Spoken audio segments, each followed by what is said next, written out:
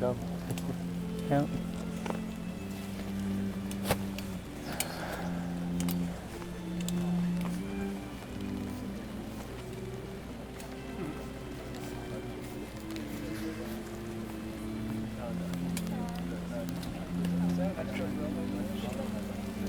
Extra umbrella? You won't interrupt. Thank you so very much.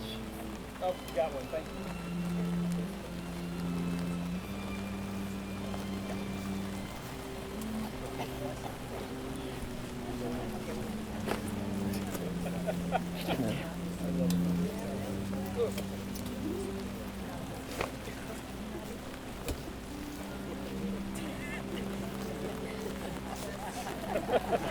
The role of the best man, get wet.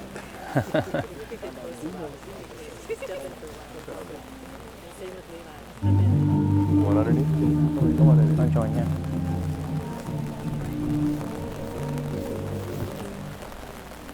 Nice and close. Get a good picture.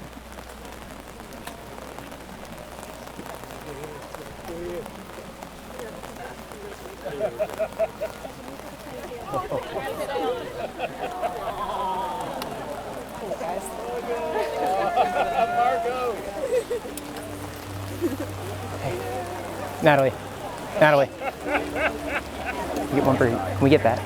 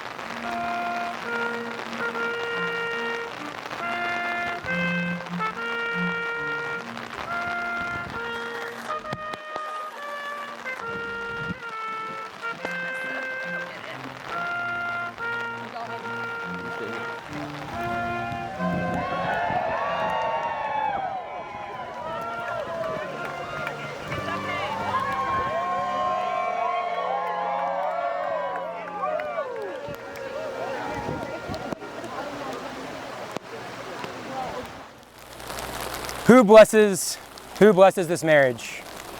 We do.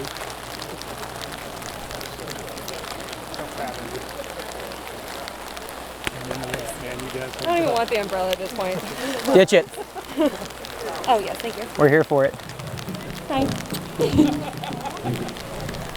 We made it. In the rain. You tell everyone to go. Yeah, y'all may be seated. Good call.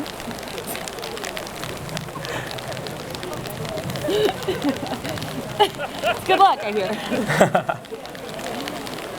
Let's do it. Do you want this umbrella? Nope. Yep. Okay. Who's doing it? We're going to start with a reading by Ali Jaffe.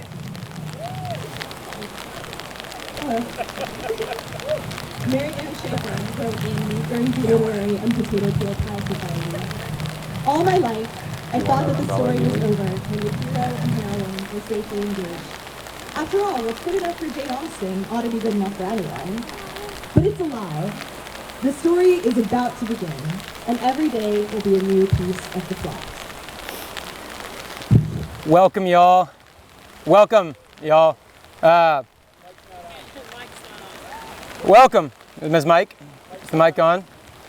Check, testing. 1, 2. Okay, there we go. There it is. Welcome, y'all. We're here to celebrate the union of Sydney and Dylan in marriage on this lovely day.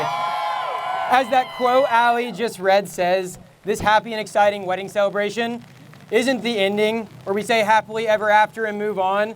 It's just the beginning of a new story. The story of y'all's lives firmly united together.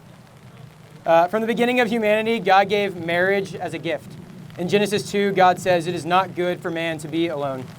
He designed us to live in relationships with one another, to have deep intimacy with each other, and the marriage relationship is a unique gift that God gives to help us understand the love he has for us, expressed through the purpose and the person of someone else you were united with for a lifetime. Dylan and Sydney, the joy and experiences you've had together in y'all's relationship leading up today, just a taste of the incredible story that's now only now fully beginning. When I think about beginnings in y'all's relationship, one thing that comes to mind is my mom's first impression when she met Dylan. After spending the day with him in London, she turns to Sydney when he leaves and says, "He handles you well." Now, that's an incredible statement because if you know my sister, she's a lot. Like, she's a lot to handle, and it can overwhelm some people, but along with all the fun, interesting ways you do that, one of my favorite ways is the fact that she is just so loving, so fiercely loyal to the people she cares about. If Sydney Lassiter, soon to be Sydney Jaffe, is in your corner, nothing can stand against you. On the flip side, Dylan loves to make good jokes. The problem is, he also has this thing where he makes quite a lot of what we call little jokes. See, little jokes, they are ones that Sydney doesn't really appreciate, we'll say. Maybe they're a little bit at her expense, but on the whole, what he loves... We're okay. We're good. Thank you. What he loves is for people to have joy and laughter in their lives, especially Sydney. As this spring we talked about this day, looking forward to it, I was asking them what they were excited for in marriage, and a theme that stood out was how they cared for each other and their steadfastness. And this is just one thing I think is incredible about y'all's relationship, is it's founded on love that's based on action. And so as we celebrate y'all together today, my prayer for you is that we would truly start the new story together forever, loving each other the way you two do best, with action, not just words, together forever. Your love will last because it's not just a feeling you have. It's not just a pull you have toward one another, but because you both know how to love each other well with action and in truth. This love is the foundation you'll build your lives together upon. And I pray that this marriage would just bring you all the fullness of joy. And so we're going to have Allie read another excerpt.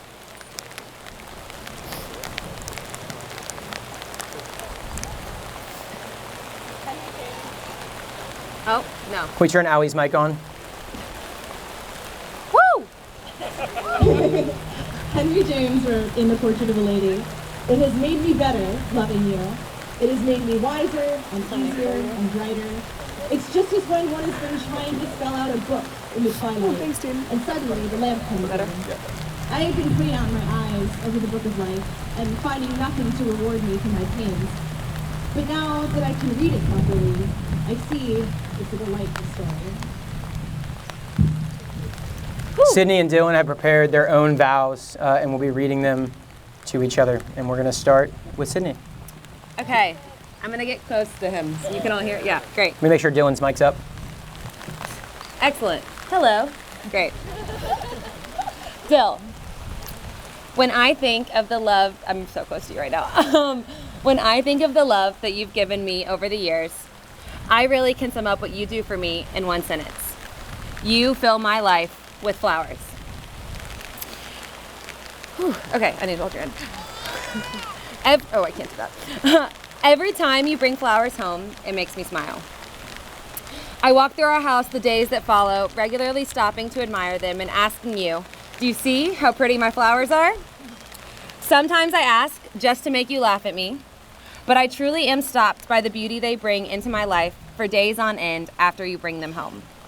And I know that you know how genuine I am about my joy in these flowers, because every time I ask you to re-admire them, you do so with a smile on your face and you say, "My boo loves flowers."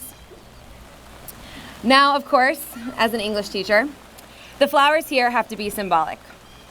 I love the flowers and the color and the beauty they bring into our home, but what they represent are all the ways that you've intentionally done something small to make my life better over the years. Back when I definitely had a crush on you in high school, and you knew it, you always said hi to me in the hallways to be nice. You didn't mock me for writing that, and I quote, "You look dashing" in your graduation photo on your Facebook wall for the whole world to see, until we were well into our actual relationship. When we reconnected while I was in Montenegro and struggling and feeling alone, Your constant communication as one of the only friends I had in the same time zone brightened my life in ways that you'll never truly grasp. While we traveled together that year, you planned a surprise for me in every city we visited, mostly finding ways for me to be on a boat, but always wanting to put a smile on my face. That year, before I knew it, I loved you for your sense of adventure and curiosity, for pushing me out of my comfort zone, and for showing me that not all those who wander are lost. During our long-distance years between New York and Amsterdam, I never woke up without knowing I'd been missed and loved every single moment I'd been asleep. You knew my students' names and loved them from Amsterdam in my first years of teaching, and actually were brave enough to come to school to prove to my freshmen that you did indeed exist, and I wasn't crazy talking about the boyfriend who lived across an ocean. You got to show off your brains the first time you sat in my classroom, scoring a 20 out of 20 on the vocab quiz my 14-year-olds were taking. My mother really was right. As she told you the first time she met you, she always knew I'd end up with an intellectual. It's one of my favorite things about you, your love of knowledge and the ways in which you want to share that with me. As we've explored the world together, you've let me plan basically everything about our trips and our lives, come to think of it.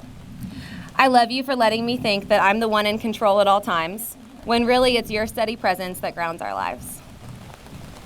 The flowers in our home aren't just the tulips that we have in bunches, but it's you laughing at me every day when I make you a smoothie in the morning and bring it to you, singing, "A smoothie for my boothie," telling me it's delicious, even though it's the same one that I made you the day before. It's you stopping to give me a kiss every single time you get up to refill your water cup or get a snack, or just because I call out that I need another one and can you please come over and kiss me again. Our new home is a place that is bursting both with the literal flowers I love so much and the love that you've given me in providing safety and comfort and happiness in my new Nancy Meyer's kitchen. These flowers that you give me are there on happy days and sad ones. Like how your entire attitude during my parents' cancer diagnoses was a surety that this was going to suck while it was happening, but that there was no other option other than them being completely fine and life moving on as we'd planned. It's the way you love our good boy, more than I could have possibly imagined. Your love for him, and now for our niece, makes me so excited to see all the ways in which you'll love our future kids. Thinking about these flowers that you've given me and all the new bouquets to come makes me want to ask everyone, do you see how pretty they are? So, here are the things I promise to do for you to try to love you as much as you've loved me. I promise to always bring my boothie a smoothie. I promise to let you finish the article you're reading, even when I want attention.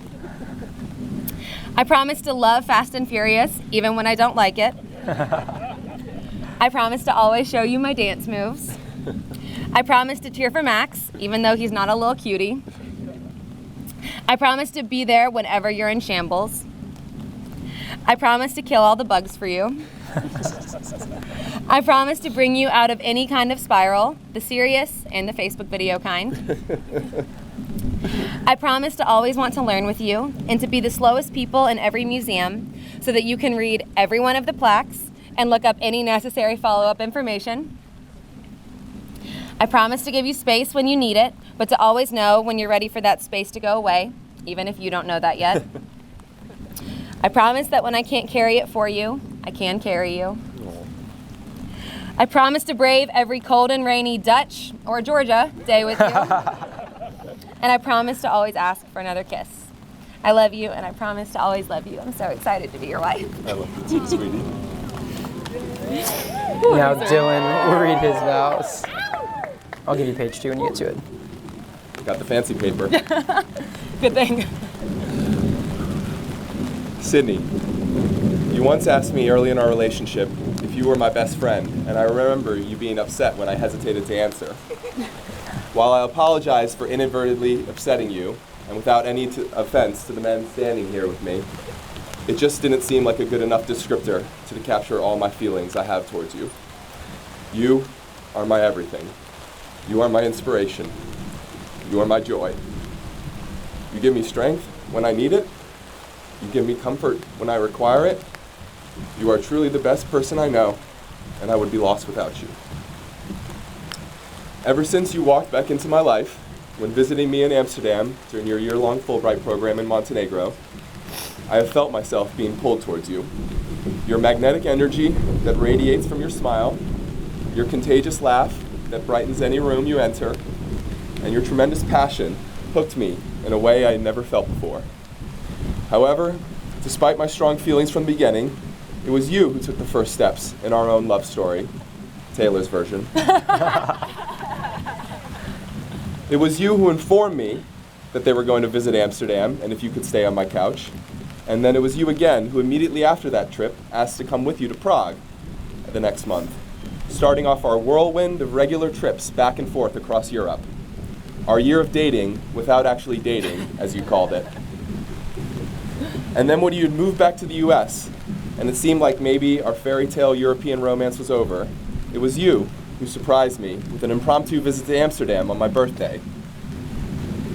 When I expressed my hesitation about doing long distance, about starting a relationship with 3,000 miles between us, it was your steadfast conviction that we could do it, knowing that we truly and deeply loved each other. Well, it made a believer out of me. You had said it many times before, but now I know it to be true. You are always right. And how lucky am I that you were? Being a man, I am more naturally prone to flaws, and yet you have chosen to look past mine and love me with all of your heart. You have made me the happiest I could ever dream, and I realize I could never go another day without you by my side. You used to say that it would often make you feel nervous. Not a bad nervousness, but that nervous excitement you get when you're around someone you love. Someone that makes you feel butterflies inside. But as for me, you have the opposite effect in all of the best ways. When I'm with you, I feel completely at peace. I have a serenity that you can only have when you are with someone who makes all of life's pursuits, whether joys or tribulations, feel easy. And now I get to marry you. It's a moment I've been waiting for all my life.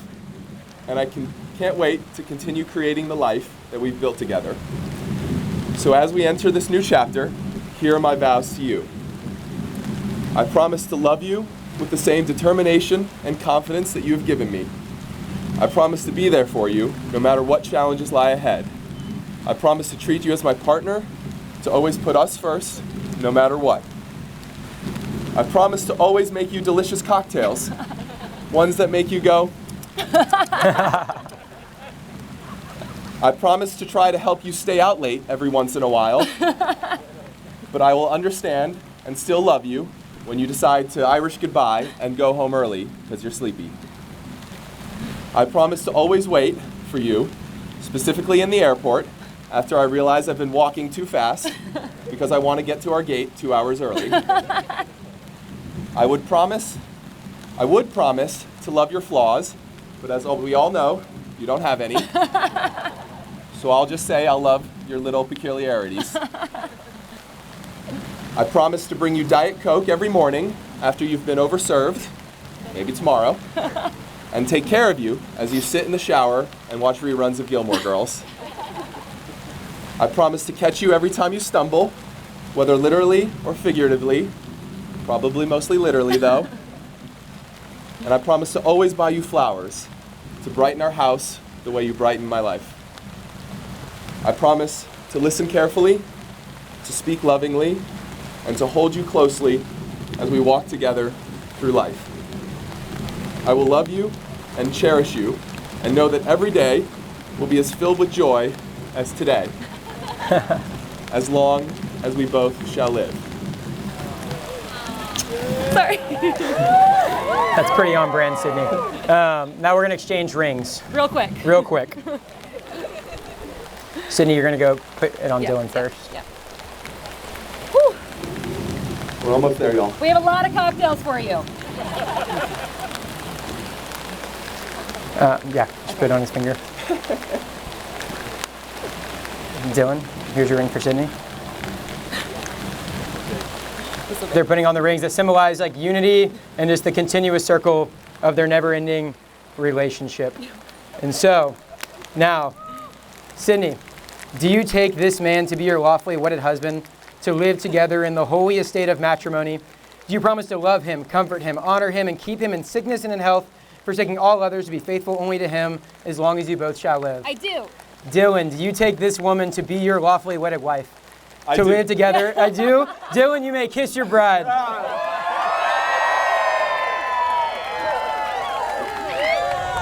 Ladies and gentlemen, it is my pleasure to introduce to you for the first time, Mr. and Mrs. Jaffe.